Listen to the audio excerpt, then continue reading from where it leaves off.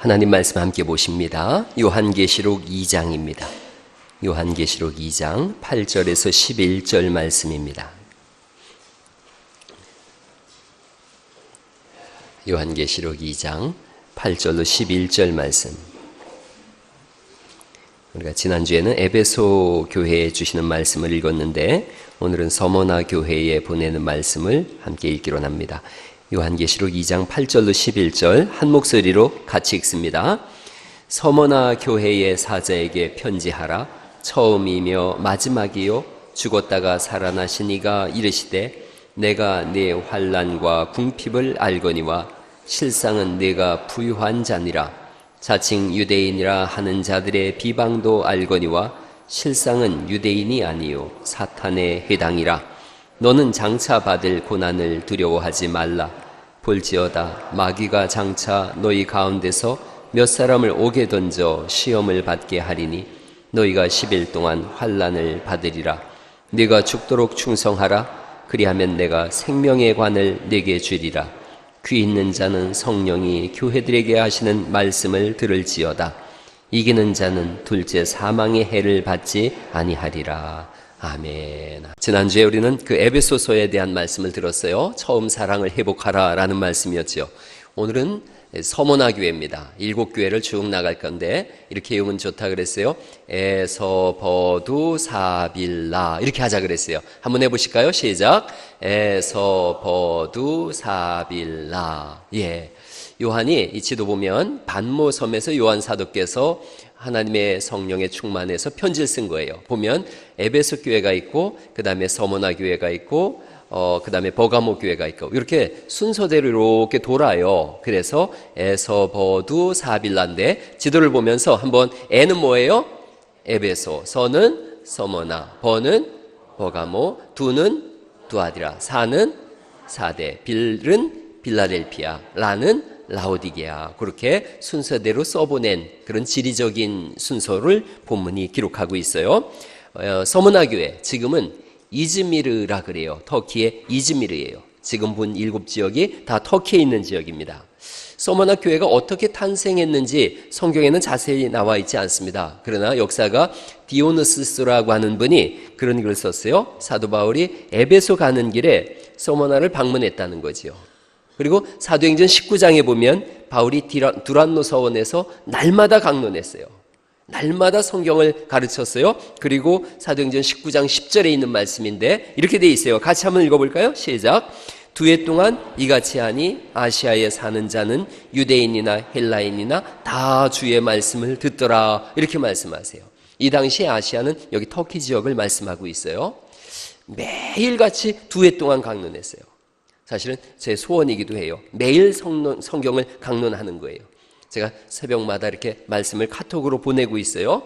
이거 받는 사람이 1000명, 10,000명 그렇게 됐으면 좋겠어요. 지금 140명 정도가 듣고 있는데 혹시 우리 교회 가족 중에도 카톡을 아침에 못 받아보는 분이 계신다면 저한테 문자를 주시면 제가 초대할 수 있도록 그렇게 하겠습니다.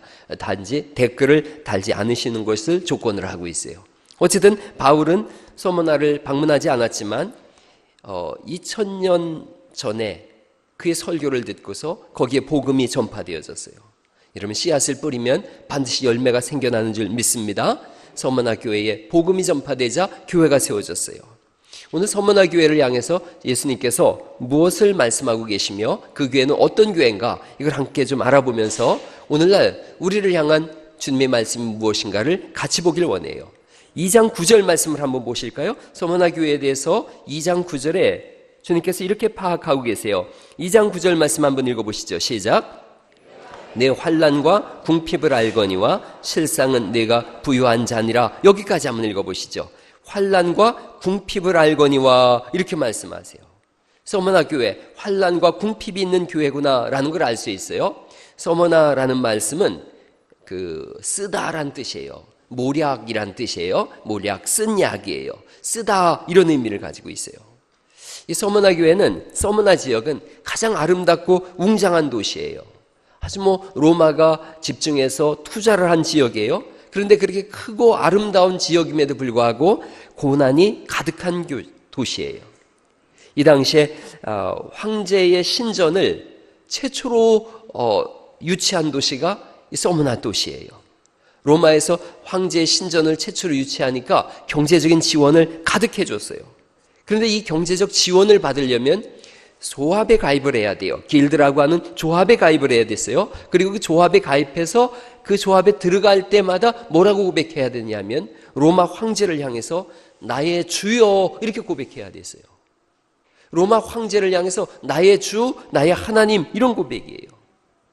여러분 이거 뭐 어려울 거 아닌 것 같아요. 눈 한번 꾹 감고서 황제를 향해서 나의 주여 그러면 되는 거죠. 그런 사람들도 많았어요. 여러분 그런데 그리스도인들 중에서도 뭐 눈 한번 딱 감고 경제적인 문제니까 나의 주여 그러고 하면 가면 되는 거죠. 사람들 마음속에는 아이 뭐 주님을 마음으로 믿으면 됐지 뭐 그렇게 나의 주여 한번 한다 그래서 구원에서 떨어지겠어? 타협하기 시작한 거예요.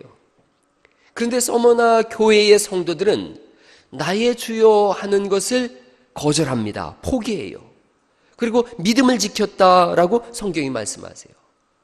여러분 믿음을 가진 사람들은 우리의 주는 누구세요? 예수님이시죠. 예수님만이 나의 주시며 나의 하나님이신 줄 믿으시기 바랍니다.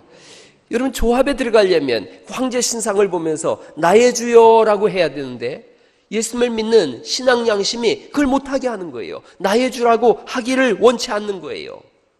거절했어요. 그때부터 환난과 궁핍이 왔다라고 성경이 말씀하는 거예요. 그때부터 인생의 쓴맛이 보여지게 된 거예요. 환난이라고 하는 것은 압박을 받는다 이런 뜻이래요. 짓누름을 당한다는 거죠. 이 당시에 고문 제도 중에 큰 맷돌을 사람의 배 위에 올려놓는 고문이 있었답니다. 배 위에 큰 맷돌을 올려놓으면 처음에는 근육이 받치고 있지요. 힘을 주고. 그러나 점점 이 맷돌에 의해서 힘이 빠지면서 근육이 눌려지는 거예요. 나중에는 이 근육이 완전히 무너져서 처참한 고통을 받으면서 그렇게 죽는 고문. 그게 눌림이더라는 거죠. 환난이란 말이 그런 거예요. 너희가 계속해서 눌림을 당하고 있다. 뭐 때문에? 예수님이 주라고 하는 그 고백 하나를 지키기 위해서 너희는 끊임없이 고통을 당하고 있다. 그 환난 중에 하나가 궁핍이라는 거죠. 궁핍. 궁핍이란 말을 성경이 다른 부분은 핍박이라고 표현하고 있어요. 성도들이 궁핍과 핍박을 당하고 있고 환난을 당하고 있다. 그 조합에 들어가지 못함으로 인해서 경제적인 모든 지원이 끊어진 거예요. 돈벌이가 막힌 거예요. 배고픔이 찾아온 거예요. 궁핍함이 온 거죠. 근데 이렇게 성도들을 핍박하고 박해하는 한 중심에는 유대인들이 있었다라고 성경이 말씀하세요. 거기 한번 다시 한번 9절 말씀을 다시 읽어보실까요? 시작. 내가 네 환난과 궁핍을 알거니와 실상은 네가 부유한 자니라. 자칭 유대인이라 하는 자들의 비방도 알거니와 실상은 유대인이 아니요 사탄의 해당이라. 이렇게 말씀하세요. 동족인데 아이러니하게도 유대인들이 찾아와서 같은 유대인들, 동족을 괴롭히는 거예요. 원수가 되어지는 거예요. 더 많은 핍박을 하는 거예요. 하나님을 안다고 하는 자들이 예수 그리스도를 주라고 고백하자 핍박을 하고 원수처럼 굴더라는 거죠.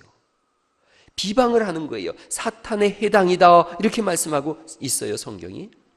이들이 와서 비방을 하는 거예요. 이런 비방이에요. 그들은 교회를 향해서 서로를 향해서 형제여 자매여라고 하거든요. 그러니까 이놈들 봐라 근친상간한다 이렇게 비방하기 시작했어요.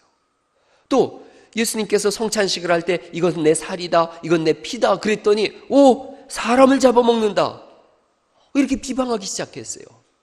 여러분 가뜩이나 조합에도 들어가지 못하고 근근히 아주 작은 경제 생활을 하는데 유대인들이 다니면서 비방하는 거예요. 저들은 근친상간하는 부도덕한 자들이다. 저들은 사람을 잡아먹는 식인종 같은 인간들이다.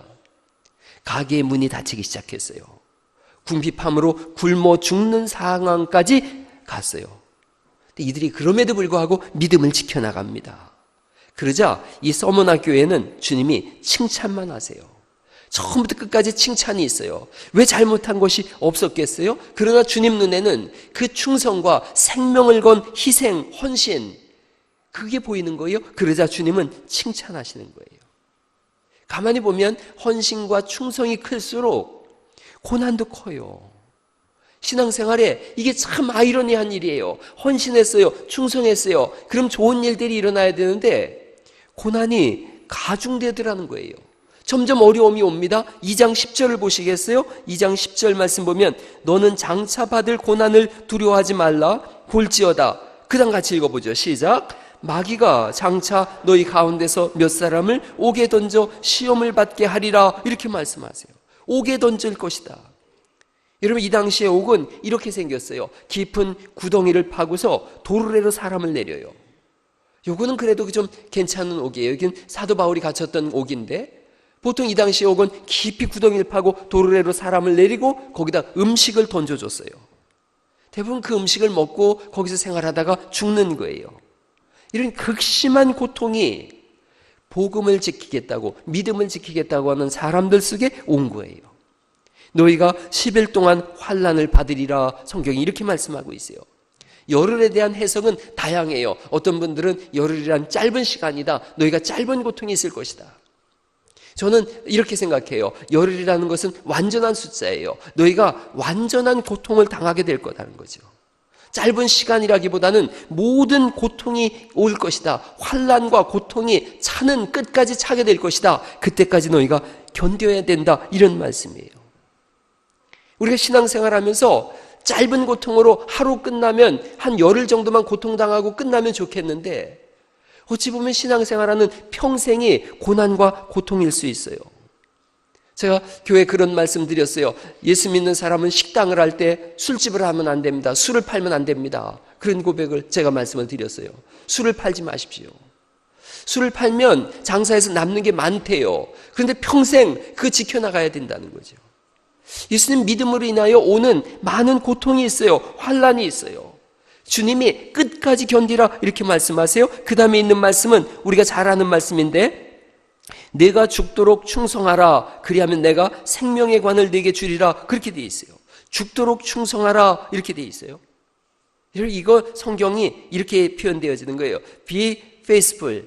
충성하라는 거예요. 그 다음에 이렇게 돼 있어요. 영어를 제가 한번 읽어볼게요. Even to the point of death. 이런 뜻이에요. 심지어 죽는 순간에도 충성하라. 이런 뜻이에요. 죽도록 충성하라는 말씀의 이 본디적인 의미가 뭐냐? 죽는 그 순간에도 죽음의 두려움으로 인하여 떨지 말고 포기하지 말고 그 순간에도 충성할 것을 주님이 요구하고 계세요. 예수님께서 우리에게 죽는 그 순간에도 나를 외면하지 말아다오. 여러분, 실제로 우리가 다음 주에 볼 테지만 거기 2장 13절 말씀을 보시겠어요? 2장 13절에 이런 말씀이 있어요. 내가 어디에 사는지를 내가 아노니 거기는 사탄의 권자가 있는 데라 라고 하시면서 이렇게 돼 있어요. 그 다음 같이 한번 읽어볼래요? 시작. 네가 내 이름을 굳게 잡아서 내 충성된 증인 안디바가 너희 가운데 곧 사탄이 사는 곳에서 죽음을 당할 때에도 나를 믿는 믿음을 저버리지 아니하였도다. 이 말씀을 하세요. 안디바라고 하는 분이 계세요. 안디바. 아시아 지방의 첫 순교자예요. 도미티안 황제 때 죽었는데 어떻게 죽였느냐 하면 노솥에다가 이분을 넣고 뚜껑을 닫고서 천천히 가열해서 태워 죽였어요. 근데 이분이 나와라. 네가 나오면 네가 나오면 예수 안 믿는 것으로 인정해 주겠다 그러는데 끝까지 그곳에서 믿음을 저버리지 않고 불타 죽었어요. 죽는 그 순간까지 충성이에요. 우리를 향한 주님의 요구가 뭐냐? 죽는 그 순간까지 충성해라. 믿음은 오늘 충성할 수 있어요. 내일도 충성할 수 있어요. 그런데 주님은 이렇게 말씀하세요. 내년에도 충성해야 된다. 10년 후에도 충성해야 된다. 20년 뒤에도 충성해야 된다. 신앙생활에는 은퇴가 없음을 믿으시기 바랍니다. 신앙엔 은퇴가 없는 거예요. 주님이 요구하시는 거예요. 그리고 믿음이 아니면 이해할 수 없는 거예요. 완전한 고난일 주님이 우리에게 요구하고 계시고 그때도 충성을 우리에게 원하고 계세요. 우리가 아침에 부른 찬송가 336장이 그런 찬송이에요. 환난과 핍박 중에도 성도는 신앙 지켰네. 이 신앙 생각할 때에 기쁨이 충만하도다. 성도의 신앙 따라서 어떻게 하겠다는 거예요? 죽도록 충성하겠네라고 하는 거예요. 여러분, 성도는 신앙을 따라서 죽도록 충성하는 사람들인 줄 믿습니다. 우리의 신앙은 시시한 게 아니에요. 우리의 믿음은 태산보다 무겁고 바다보다 넓고 깊은 것이 우리의 믿음인 줄 믿습니다. 우리는 호락호락하게 넘어지는 사람들이 아니에요. 우리는 무너지는 사람들이 아니에요. 인생에 쓰나미가 밀려올 때가 왜 없으며 예수님 믿는 것을 인하여 고단할 때가 왜 없으며 손해볼 때가 왜 없겠어요. 그럼에도 불구하고 주님이 말씀하세요. 네가 끝까지 나를 위해서 견뎌주지 않겠느냐. 네가 죽는 그 순간에도 나를 외면하지 않고 끝까지 나를 향한 사랑을 고백하지 않겠느냐. 주님 우리에게 이걸 요구하세요. 어떻게 믿음을 지킬 수 있는가? 어떻게 이 죽는 순간에도 이런 고난을 이겨낼 수 있는가? 사실은 10일 동안이라고 하는 이 단어 속에는 이후에 일어날 수많은 핍박들이 있음을 우리가 잘 알고 있어요. 네로 황제 때도 그랬고 도미티안 황제 때도 그랬고 엄청난 핍박이 있었어요. 그냥 죽인 게 아니에요. 인간이 고안할 수 있는 가장 잔인한 방법으로 죽였어요. 불태워 죽이기도 하고요. 이렇게 기름을 잔뜩 먹인 다음에 기름 옷을 입히고 거기다 불을 질러서 화형을 시키기도 하고 십자가에 매달았어요. 십자가에 매달고서 빨리 죽으면 안 되니까 피를 내서 서서히 죽게 했어요. 몇 시간씩 거기서 몸부림치게 하고 이러면 십자가에 쇠장으로 매달린 사람은 3일 동안 몸부림을 쳤다는 거예요. 그 부르짖는 소리가 심리밖까지 울려 퍼졌다라고 그렇게 표현되어져 있어요. 얼마나 무섭겠어요. 얼마나 힘이 들었겠어요.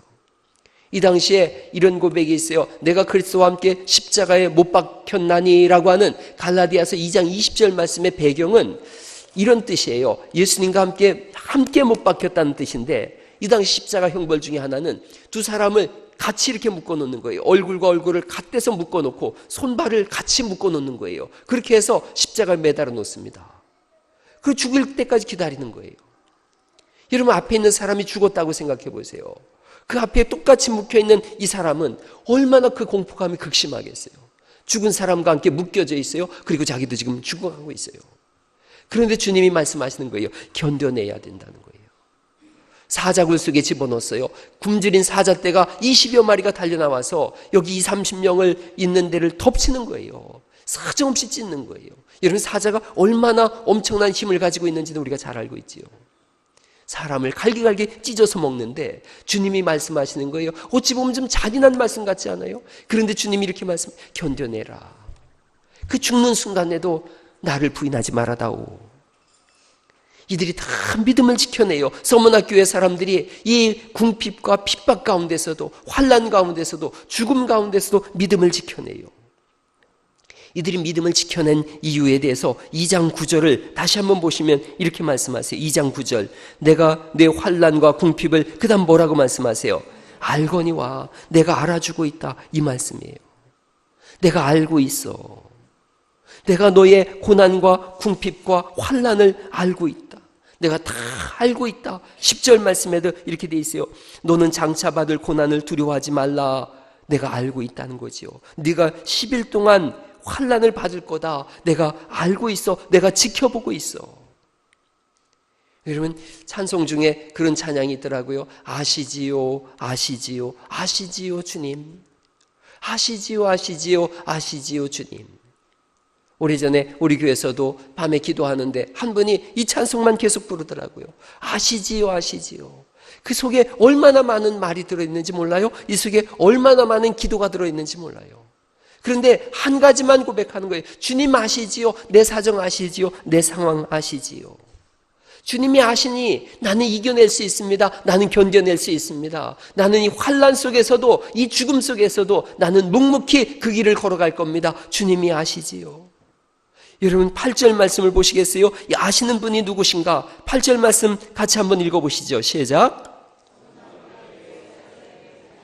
처음이며 마지막이요 죽었다가 살아나시니가 이르시되 처음이며 마지막이신 주님, 시작과 끝을 붙잡고 계신 주님이 알고 계신다는 거예요. 죽었다가 살아나신 분이세요. 죽음을 뛰어넘으신 분이 알고 계신다는 거예요. 전지전능하신 하나님께서 여러분의 삶을 알고 계심을 믿으시기 바랍니다. 눈물을 알고 계시고 고통을 알고 계세요. 그분이 처음이요 마지막이라고 말씀하시고 죽었다가 살아계신 분이라고 말씀하시는 것은 능치 못할 일이 없으신 분이라는 거예요. 그런 찬송이 있어요. 전능하신 나의 주 하나님은 능치 못하실 일 전혀 없네. 우리의 모든 간구도 우리의 모든 생각도. 여러분 이 찬양 같이 한번 불러보시겠어요? 한번 그 부분까지만 읽어보죠. 전능하신 나의 주 하나님은 능치 못하실 일 전혀 없네. 우리의 모든 간구도, 우리의 모든 생각도, 우리의 모든 꿈과 모든 소망도 진실하신 나의 주 하나님은 우리의 모든 괴로움 바꿀 수 있네. 불가능한 일 행하시고 죽은 자를 일으키시니 그를 이길 자 아무도 없네. 여기까지 한번 불러보세요. 할렐루야. 그분이 우리를 알고 계심을 믿으시기 바랍니다. 눈물과 탄식과 신음을 알고 계세요. 히브리서 4장 15절 말씀인데 이렇게 돼 있어요. 제가 개역 개정보다 개역 한글이 좋아서 개역 한글로 바꿔서 한번 올려봤어요. 같이 한번 읽어보실까요? 시작. 우리에게 있는 대제사장은 우리 연약함을 체휼하지 아니하는 자가 아니요 모든 일에 우리와 한결같이 시험을 받은 자로 돼 죄는 없으시니라. 개역 개정에는 우리의 연약함을 동정하지 못하실 자가 아니요 라고 되어 있는데 옛날 성경에는 체휼이란 말을 썼어요. 체휼. 여러분, 체휼이라는 말은 처지를 이해하여 불쌍히 여긴다라는 뜻이에요. 굶주린 백성한테 긍휼미를 줄 때 그 휼자가 이런 뜻이에요. 이걸 히브리어로 슌파세사이라 그래요. 이 말이 심패티라는 말이 여기서 나왔어요. 함께 아픔을 느낀다, 동정한다 이런 뜻이에요. 함께 느낀다는 거죠. 함께 눈물과 함께 아픔을 느낀다. 우리가 고난당하는 그 현장에 주님이 함께 서셔서 우리와 함께 걸어가고 있음을 믿으시기 바랍니다. 그래서 위로가 되는 거예요. 주님이 우리와 함께 하신다. 내가 너의 가난함, 너의 배고픔을 알고 있다. 이 당시 사람들은 경제적인 활동이 무너짐을 해내요. 배고팠는데 주님이 알고 있는 거예요. 나도 굶주린 때가 있었다. 그래서 알고 있다. 너의 배고픔을 알고 있다. 여러분, 이 말씀이 전 은혜가 돼요. 저 어릴 때 되게 가난하게 살았어요. 옥수수밥 먹고 살았어요. 그래서 가난한 사람 알겠더라고요. 배고픈 사람 알겠어요. 하물며 주님이 우리를 체휼하고 계신 걸요. 알고 계신 그 하나님은 듣고 계시고 보고 계세요. 역대하 7장 15절 말씀에 주님이 어떻게 하시는가 이렇게 써 있어요. 이제 이곳에 사는 기도에 내가 눈을 들고 귀를 기울이리니 16절 말씀 읽어볼까요? 시작. 이는 내가 이미 이 성전을 택하고 거룩하게 하여 내 이름을 여기에 영원히 있게 하였음이라. 내 눈과 내 마음이 항상 여기 있으리라. 아멘. 주님이 내 눈과 내 마음이 항상 여기 있어서 내가 보고 듣고 너의 마음과 함께 하겠다는 거지요. 하나님 사랑의 눈으로 너를 어느 때나 바라보시고 하나님 인자한 귀로서 언제나 너에게 기울이시니 어두움에 밝은 빛을 비춰주시고 너의 작은 신음에도 응답하시니 너는 어느 곳에 있든지 주를 향하고 주만 바라볼지라. 할렐루야. 주님이 아노니 아노니 이렇게 말씀하세요. 내가 네 고통을 안다. 위로의 말씀을 듣는 거예요. 이 말씀을 듣자 이들이 이겨내는 거예요. 여러분, 인생 살면서 너무 힘들 때 친구가 와서 한마디 해주면 힘이 나요. 너 힘든 거 내가 안다. 알아만 줘도요. 알아만 줘도 살 수 있어요. 알아주는 게 얼마나 살맛나는 건데요. 옆 사람한테 한번 얘기해 보세요. 힘들지? 알고 있어. 한번 해보세요. 그럼요. 이 말 들으면 산삼 10뿌리 먹은 것보다 더 큰 역할이 있더라고요. 할렐루야. 한 번 더 해보세요. 힘들지? 알고 있어. 그럼요. 이게 얼마나 좋은데요. 그럼 제가 6층에 살고 있어요. 6층 사는데 햇볕도 안 들고 거기 고압선도 지나간다 그러고 물도 몇 번 멈추고 그랬어요. 그래서 2층으로 이사 내려와야 되겠다 그랬는데 만나는 분들마다 목사님 6층 얼마나 힘드셨어요. 2층도 고단할 거예요. 아파트를 얻어서 나가야 돼요. 아파트 빚을 내서라도 아파트 얻어가게요. 그 말을 듣고 아내하고 상의했어요. 야, 행복하다. 그치? 아내가 행복해요. 교우들이 우리 힘든 거 안 해? 그럼 됐지 뭐. 2층 그냥 도배장판만 해서 2층으로 내려가자. 방 한 칸 2층에서 쓰고 밥은 6층에서 먹자. 그랬어요. 아예 알아주니까 아파트 사주는 것보다 더 좋더라고요. 부부 사이에도 마찬가지예요. 알아만 줘도 치료가 되어줘요. 어느 날 남편이 술 잔뜩 먹고 집에 들어왔는데 아내가 막 바가지를 들었다 놨다 하다가 생각해보니까 측은하더래요. 오죽 힘들었으면 저랬나. 끌어안고서 다독거려줬대요. 얼마나 힘들어. 오죽하면 술이 떡이 되도록 마셨어. 남자들은 이상하게 나이가 들면 감수성이 예민해져요.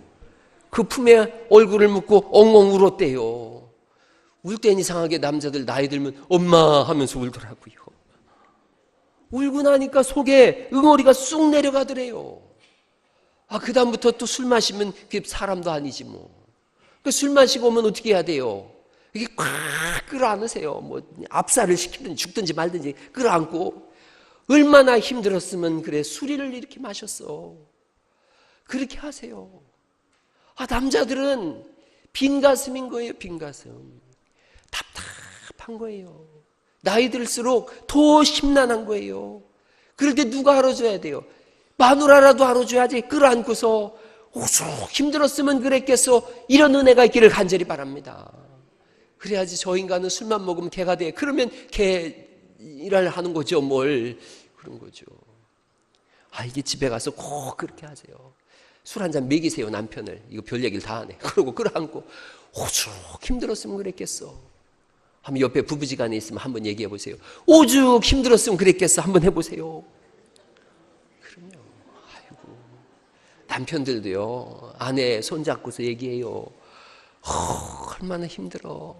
쥐꼬리만한 월급 가지고서 쪼개 살려니 얼마나 고단해. 그래 보세요. 그 쥐꼬리가 변해서 금꼬리가 되는 줄 믿습니다. 바뀌는 거예요. 부모 자녀 간에도 좀 알아주세요.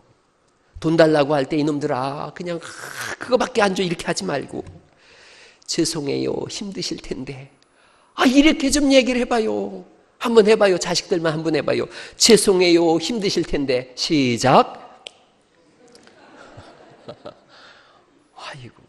그럼 부모들도 이렇게 얘기를 하는 거예요. 이놈 자식이 맨날 돈만 달라 그렇게 하지 말고 많이 못 줘서 미안하다 그러세요. 한번 해봐요. 시작.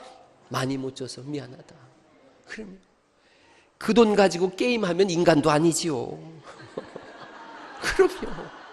그냥 맨날 뺏기는 강도 같은 심정으로 돈을 주니까 이놈들이 뺏었으니까 게임하는 거예요. 많이 못 줘서 미안하다. 그러면 가슴이 울컥해서 그 돈 가지고 딴짓 못하는 거예요.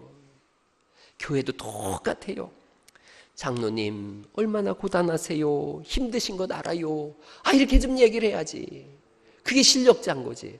우리의 장로님이 네 분하고 이제 예비 장로도 있으니까 한번 해봐요. 장로님 얼마나 고단하세요. 힘드는 것 알아요. 한번 해봐요. 시작.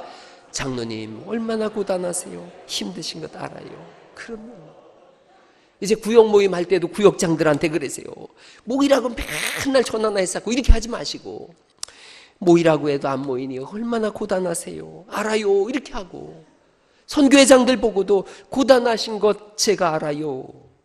교회 차량 운행하는 분들 가르치는 분들 다 얘기해 주세요. 제가 고단한 거 알아요. 그 순간 부흥에 10번 한 것보다도 더 큰 은혜가 있는 거예요. 알아주면 힘이 되는 줄 믿습니다. 몰라주면 시험이 되는 거예요. 주일 예배 빠진 사람들 그냥 내버려 두세요. 전화해가지고 왜 안 왔어? 막 이렇게 하지 마시고 그냥 가만둬요. 그리고 만나면 오죽 힘들었으면 빠졌겠나? 그러면 그 다음 주부터 죽을 힘을 다해서 나오더라고요. 만나면 힘내세요. 저보고 연세 많은 집사님이 꼭 그래요. 예배 끝나면 목사님 욕 보셨어요. 그 말이 고맙더라고요. 저는 그게 뭔 뜻인지 아니까요. 그래서 그래요. 이번 주엔 더 욕 봐야지. 내가 그런 생각해요. 한 주간 욕 보셨어요 하는 거예요. 주님이 알아주세요. 주일날 청소하러 오는 권사님들 주님이 알아주세요. 주일학교 바자회 한다고 준비하다 발톱 빠지고 발가락 금 가서 밤새 아팠을 텐데 그 신랑은 몰라줘도 주님은 알아주세요. 토요일 날 황금 같은 시간대에 와서 주일 준비하고 청소하고 저 식당에서 봉사하고 바자회 준비한다고 지친 분들 주님이 알아주세요. 시장 갈 때에 1,000원 가지고서 갈등하지만 하나님 앞에 헌금하는 것, 정성껏 하는 거 주님이 아세요. 새벽 예배 때 이렇게 와서 집에서 재배한 파라도 한 잔 나눠주는 거 아무도 모르는 것 같아도 그 나눠준 거 주님이 아세요. 눈 한번 질끈 감고 타협하면 될 텐데 타협하지 않고 용기를 내는 그분들 주님이 아세요. 주일학교 애기들이 어떻게 하는지 여러분 모르죠? 밥 먹고 올라가서 애기들이 열심히 성경을 써요. 저렇게 열심히 성경 쓰는데 그 글씨가 저렇게 잘 써요. 예수님이 아세요. 처음이요 마지막이신 주님, 처음부터 끝까지 알고 계신다는 뜻으로 저는 읽었어요. 창조 주시면서 우리의 길을 주관하시는 분, 내가 너와 함께 하시는 분, 옥에 갇혔을 때도 내가 함께한다. 죽었다가 살아나신 분이니까 죽음의 현장에도 내가 너와 함께 했다가 내가 너를 살릴 거다.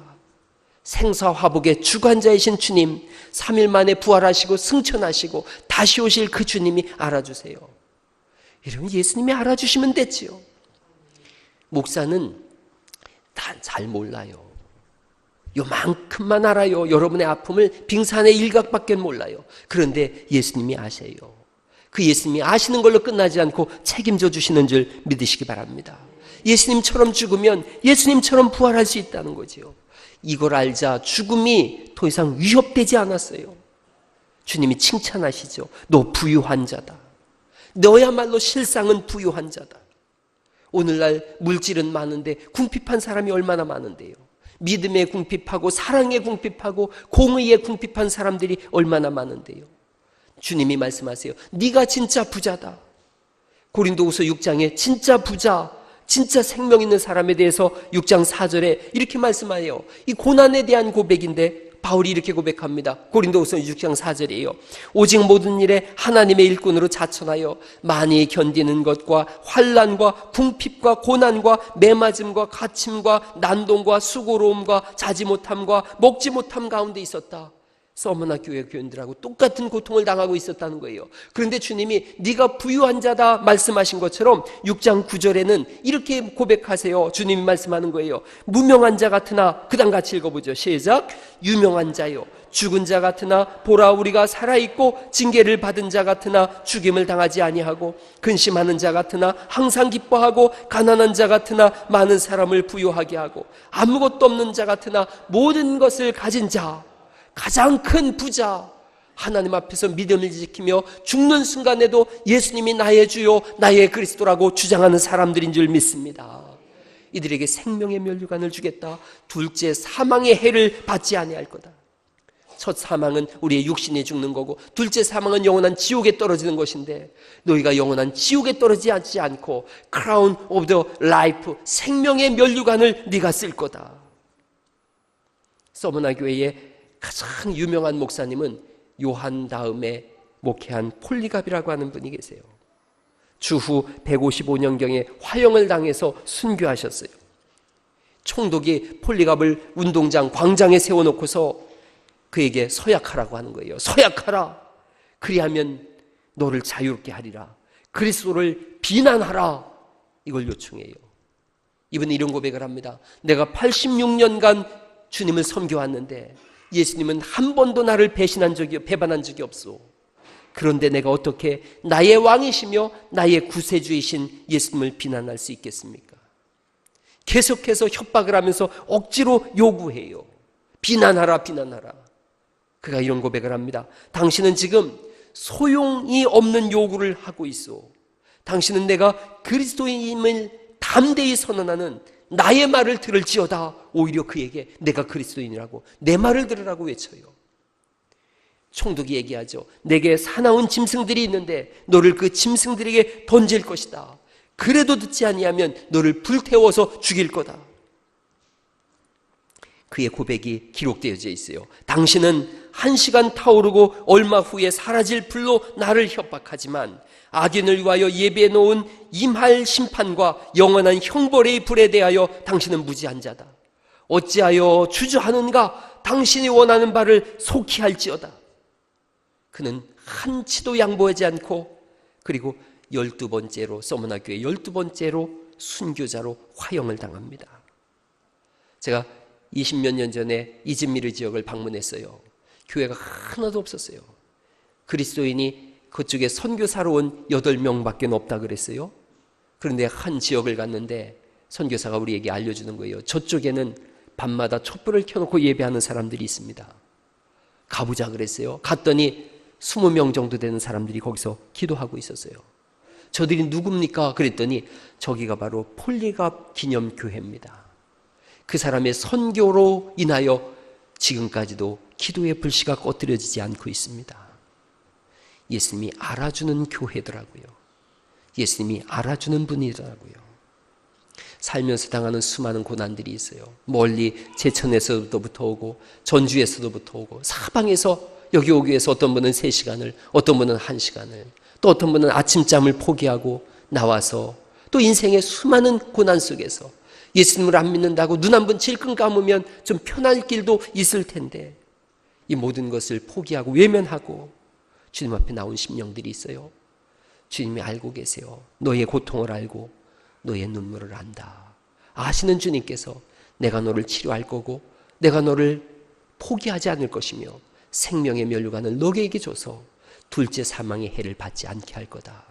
그러니 오늘도 일어나라고 말씀하시고 오늘도 소생함 속에서 다시 한번 믿음의 한 걸음을 떼라고 말씀하시니 여러분 죽는 그 순간까지 오직 주님을 향한 충성만 있기를 예수님의 이름으로 축원합니다.